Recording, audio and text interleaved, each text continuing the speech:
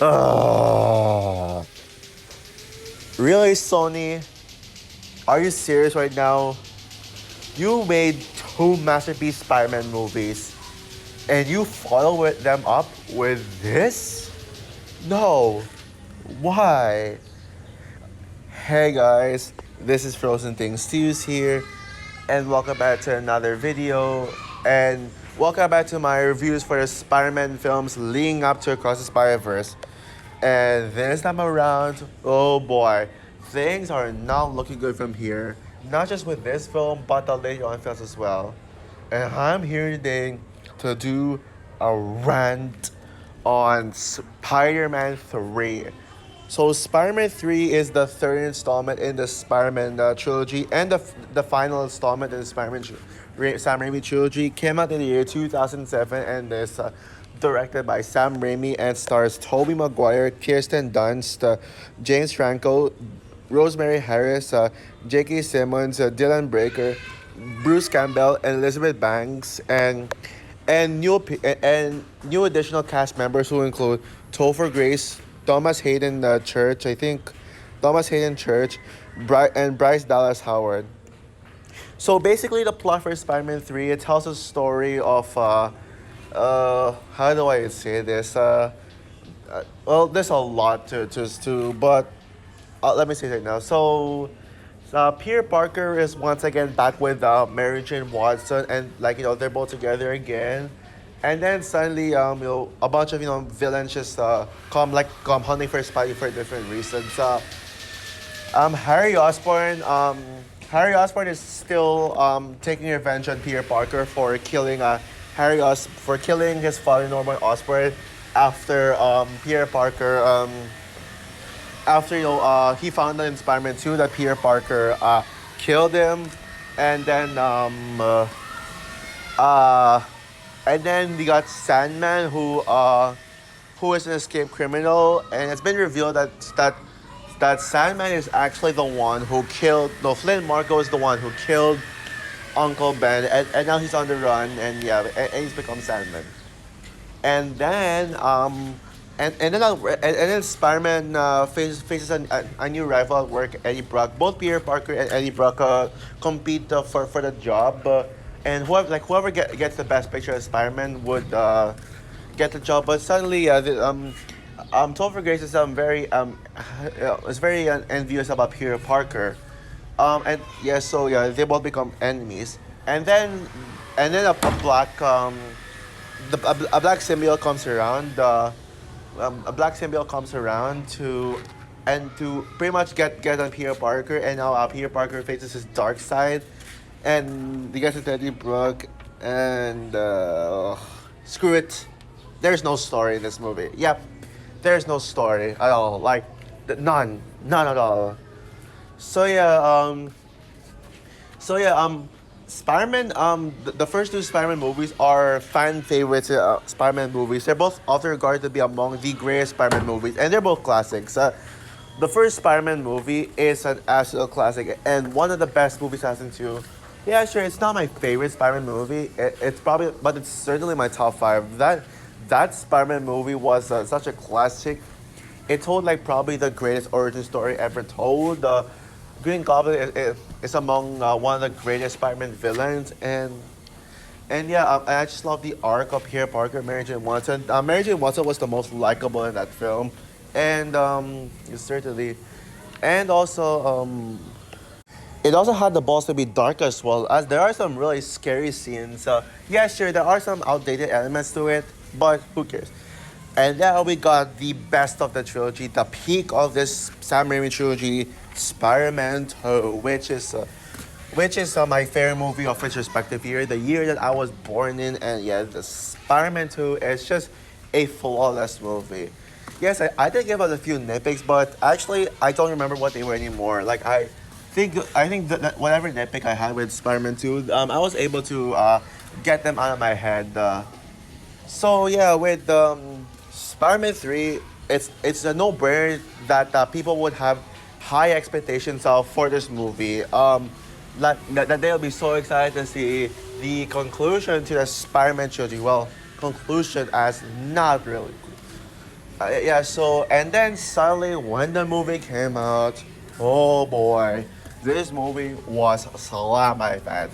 People were upset about how bad this movie was, how much they hated this movie.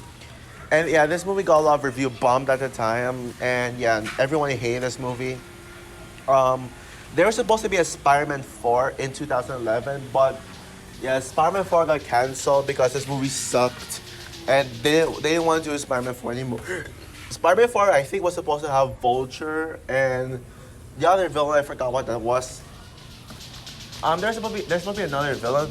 I forgot who that was, but I do know that Vulture was supposed to be played by John Malkovich.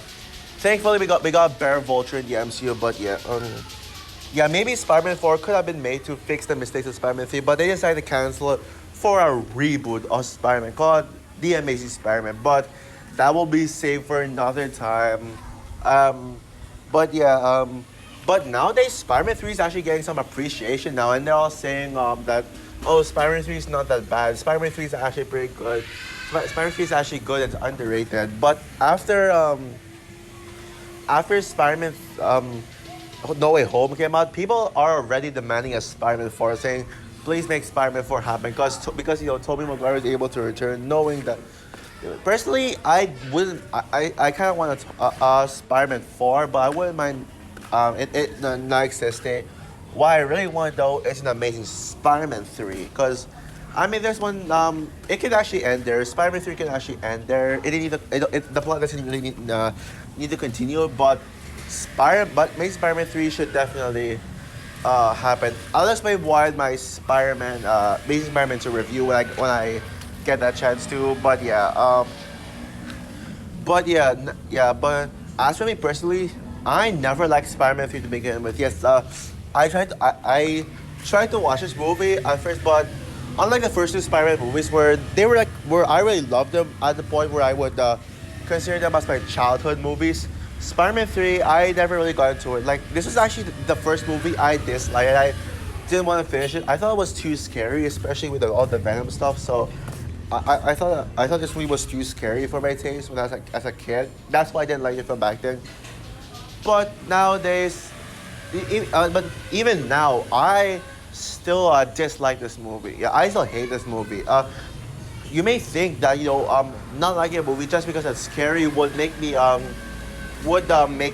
appreciate it more. Heck, I didn't like Finding Nemo as a kid because of the anglerfish scene. That scene scared the crap out of me. But over time, I realized that Finding Nemo is a masterpiece. So yeah, I know that had nothing in common, but I'm just saying that Finding Nemo is one of those movies I used to not like as a kid, but now I like it as a teenager, or I started liking it as when I got older. That could have been the same for Spider-Man 3 if I disliked the film as a kid because it's scary. But no, this movie really is that bad. It is just horrendous. And this is one of the most disappointing movies I have ever seen in my life, period. Like, as disappointing as Quantum of Solace and Star Wars The Rise of Skywalker. It's really sad because I love the first two Spider-Man films, so this one should have lived up. Plus, it has Sam Raimi back as directing. It's not like they changed the director or anything to make this movie look bad. And I love Sam Raimi. I love his Spider-Man films. I love his horror movies. And I even love Doctor Strange in the Multiverse of Madness. I can't believe people say Multiverse of Madness is the worst Sam Raimi movie. Have you seen this? I think Spider-Man 3 is the worst Sam Raimi movie by far. And I would rather watch Doctor Strange in the Multiverse of Madness a million times over this piece of garbage. In fact, Multiverse of Madness is actually my personal favorite. Well, actually, I have to rethink about that now, because I have to rethink about it if either Spider-Man 2 or Multiverse of Madness is my favorite Sam Raimi movie. I'll have to think about that, but I'm leaning more into Multiverse of Madness in my opinion. But yeah, my God, yeah, and this is my least favorite Spider-Man. Now, yeah, this is certainly the worst Spider-Man movie I have ever seen. Yep, it is worse than Amazing Spider-Man 2. In fact, I like Amazing Spider-Man 2. I actually like that movie. I think the movie is good. I'll explain why my Amazing Spider-Man 2 review, no, sorry, not rant, screw that. I'll explain why I defend Amazing Spider-Man 2, but Spider-Man 3, oh boy, I certainly cannot defend a single thing about this movie. But I will say there are good things about this movie. There are redeeming qualities to this. It's a little better than what I initially thought. It's a tad bit better, but that ain't saying much at all. So there are some good things about it. I will say that by far the best thing about this film is Flint Marco's Sandman. Flint Marco, aka Sandman. I mean, Sandman was actually was by far the stand of the villains. He's actually a pretty decent villain.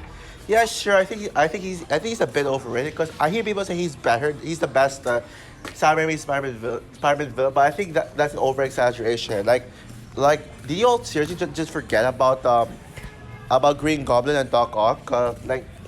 So, but I would say he's certainly in my top three Sam Raimi as Spider-Man villains. He's a pretty good villain. I won't say he's a top tier villain. He's a great Spider-Man villain, in fact, like at all. But from what I've seen from this guy, he's actually really good. He's actually a pretty good villain. I guess I mean his arc is actually pretty good. I guess how they make him a very sympathetic villain and make a very sympathetic villain. You actually understand his character arc. You understand that he's just doing it for his family. He's doing all this for his family, and I mean usually sympathetic villains don't work because they come out they come out and just force themselves, but that's really good actually. That's how they did it in Sandman. It's really good. Yeah, I have one major flaw with this villain with him, but overall I like him. I think he's pretty good for the most part. I think the action scenes are enjoyable. I guess the action scenes are enjoyable. I guess especially the fire battle. The fire battle was pretty good. Like especially when we got to see Harry Osborn actually making amends with Peter and teaming up with him to defeat Venom and Sandman. That was a really good. And man, Sandman CGI is amazing. It looks so terrifying, especially with the monster at the third act. Man, it looks so terrifying. I guess that's it. Also, Mary Jane isn't as bad as I thought. I said that Mary Jane sucked in this movie, but I think I was way too harsh on Mary Jane. Um, I I don't think Mary Jane is a bad character at all. Like if I even take back what I said about her in Spider-Man 2, I understand. Like, you understand why. MJ, yeah, sure. And Mary Jane can be whiny at times. Like at first, MJ can be annoying and whiny, but I mean, you understand why she does what she does and why. I have some complaints about Mary Jane, but overall, yeah, she's pretty good. Okay, well, that's all for my positives. Now let's get into the things that really pissed me off about this movie. I think, yeah, let's start off with my biggest issue with the movie. There is no story at all. There is no plot to this movie whatsoever. It's all just a string of random events that, I mean, I don't know what happened. I think it has to do with the writers. I think it's pretty clear that they had trouble writing because they didn't know what to do with it. I guess, technically, from what I heard, the writers wanted the Sandman to be the only villain, but Sony insisted on including Venom in it. So Sony and the writers definitely did not have a good relationship with this. Yeah, poor Sam Raimi. Poor Sam Raimi is also. Poor Sam Raimi is in the middle of this. I mean, Sam Raimi's directing was good. I'll admit it's pretty good for the most part. I mean, I forgot to mention I like the cinematography. Some shots are really good, like when Peter's wedding ring flies into the air and he tries to catch it. I'll admit that scene was shot really good, but yeah, I think there's no plot. I mean, there's way too much plot. Like I couldn't even summarize it. Like there's like way too much plot. The there's the plot with Harry Osborn constantly trying to go after Spider-Man, which, by the way, that has become done to death already. I mean, it's like, the whole thing with Harry Osborn getting revenge on Spider-Man. That, I mean, I'm happy to see them making Harry and Peter making amends at the end, but my God, it has been done to death. I mean, already. I mean, can Harry Osborn just move on? Like I guess they had no idea what to do with his character, so they'll just rely too much on the quote-unquote revenge plot where Harry Osborn gets revenge on Peter for killing his uncle because he just can't live with that. Like he can't live without taking out Spider-Man. And then you got Sandman killing Finn Marco that he killed Uncle Ben, but and he's like, oh, I had no choice. I tried to show him mercy, but I had no choice but to shoot him. I mean, I like him as a villain, but I didn't like that. I feel like they should have left that death scene alone. And I mean, it's clear that it was so clear from the beginning that that I thought Peter Parker already caught the killer in the first Spider-Man movie. So why just make things more complicated? I mean, it was already good enough that we know who the killer is. I guess maybe because the killer in Spider-Man One had no importance had no importance or impact. Well, but turns out that so they needed a more major character to be behind the killer so it can have a bigger impact. I mean, Uncle's Ben's. I mean, the killer doesn't matter. What matters is Uncle Ben's death. I mean, to me. I mean, how it affected Pierce. I mean, we don't need to have the killer to have an identity like that. We didn't really need that. So that was pretty unnecessary in my opinion. And then what else can I say? Um, and then there is Eddie Brock. Oh my goodness. Eddie Brock sucks, man. Like, why did he even need to be in this? Like, Venom is the worst character in this movie by far. Like, oh, I hate him so much. Like, he's just, oh, like, yeah, I'm worried. Like, he was thrown in. He's annoying. Topher Grace is miscast um, is miscast for the role. And speaking of miscast, oh boy, there are a lot of miscasts with the new actors. I'll definitely get into that soon. But yeah, definitely a miscast in my opinion. But and even having Venom is unnecessary. And as much as I like some of the CGI, Venom CGI in this movie was so it's so lazy. It just looks like it's just basically Spider-Man but black. Like like I mean, the Venom symbiote is supposed to look more unique. Like, look at Tom Hardy's Venom. Like, that design looked far more unique, and it looked like its own thing. But this one, this Venom is just a copy of Spider-Man, but black paint. Like that. That's how lazy they were. Like, and yeah, another miscast in this movie was Bryce Dallas Howard's Gwen Stacy. I didn't like this Gwen Stacy. I mean, I'll admit that I appreciate this Gwen Stacy a bit more, but I mean, I still think that Bryce Dallas Howard was a huge miscast as Gwen Stacy. That is not Gwen Stacy. Emma Stone in the Amazing Spider-Man films is a far better Gwen Stacy than this Gwen Stacy. And this Gwen Stacy. But I think we can all agree that the best Gwen Stacy is the one in Into the Spider-Verse and its upcoming sequel and its sequel as well. Like like Spider-Gwen is my favorite hero of all time. So yeah, I mean, I don't know how some people think that Emma Stone's Gwen Stacy is better than Haley Steinfeld's Gwen Stacy. Heck, if you think that this Gwen Stacy is better than Haley Steinfeld's Gwen Stacy, I will not understand you one bit. I wouldn't understand your taste one bit. Like, what else is there to say? Yeah, and also Gwen Stacy was pointless in this movie. Like, Gwen Stacy was kind of useless. Like, I mean, she was unneeded in this movie. Like, she did nothing, basically. I mean, she was just there just so Peter can use her as a tool to get back on Mary Jane.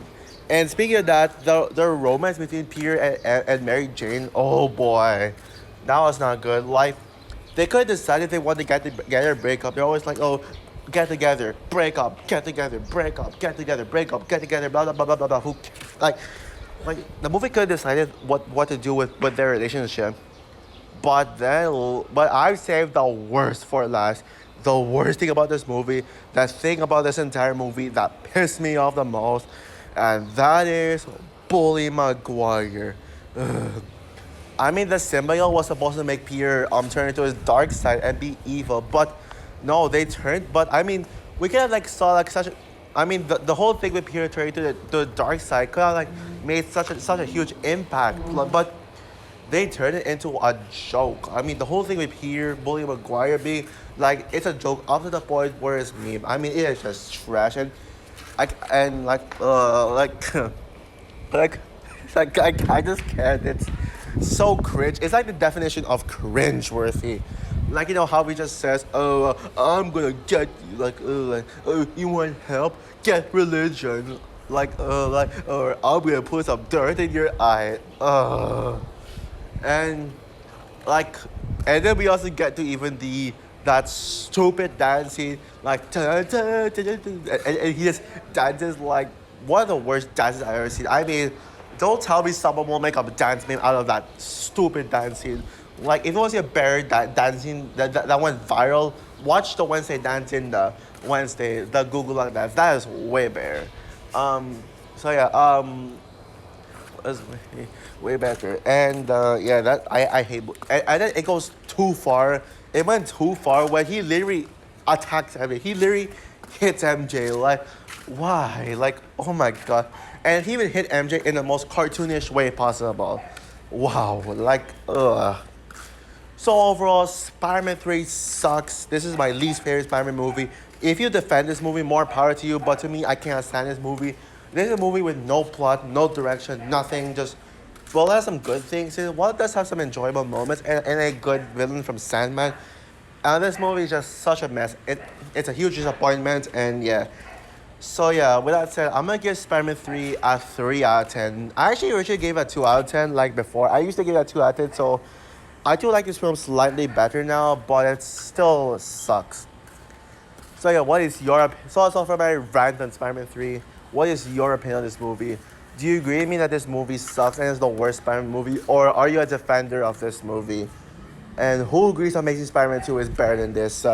Comment down below, like, subscribe, hit the notification bell, and stay tuned for, well, not another Spider-Man review, but instead my trailer reaction for the new Barbie trailer. And after that, and tomorrow, my rant on The Amazing Spider-Man 1. So yeah, bye guys.